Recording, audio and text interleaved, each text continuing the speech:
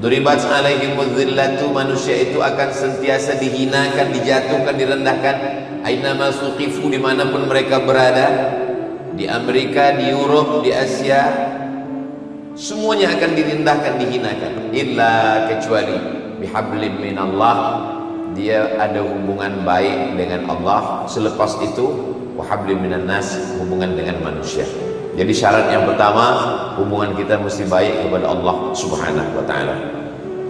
Saya kalau menyangka diri saya besar, ketika saya dikecilkan orang, saya tak bahagia. Kalau saya menyangka diri saya hebat, ketika saya dihinakan orang, saya sakit hati, saya tak bahagia. Jadi kalau kita nak bahagia, maka jangan besarkan diri kita, besarkan Allah. Di dalam sembahyang, di dalam solat, kita sedang menghinakan diri kita, membesarkan Allah. Tadi saya dialu-alukan, dipanggil, disebutkan biografi. Ini adalah Profesor Dr. Abdul Somad, belajar di Kahira, di Maghribi, di Sudan. Semua dah disebut, pensyarah. Tinggal satu lagi yang belum disebut, almarhum.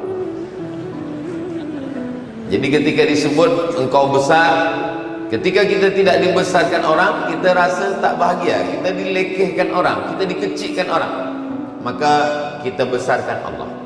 Sebesar apapun kita dalam pandangan manusia, kita tetap angkat tangan, yang paling besar adalah Allah. Allahu Akbar.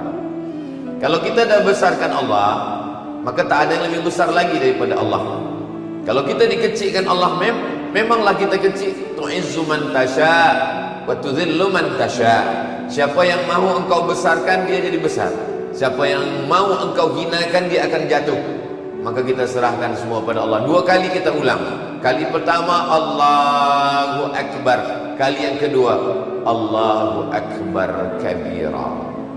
Selepas itu, setelah kita memperakui bahwa kita ini kecil, yang besar hanya Allah, selepas itu kita katakan walhamdulillahi katsira. Segala puja-puji hanya milik Allah, bukan milik engkau Abdul Somad.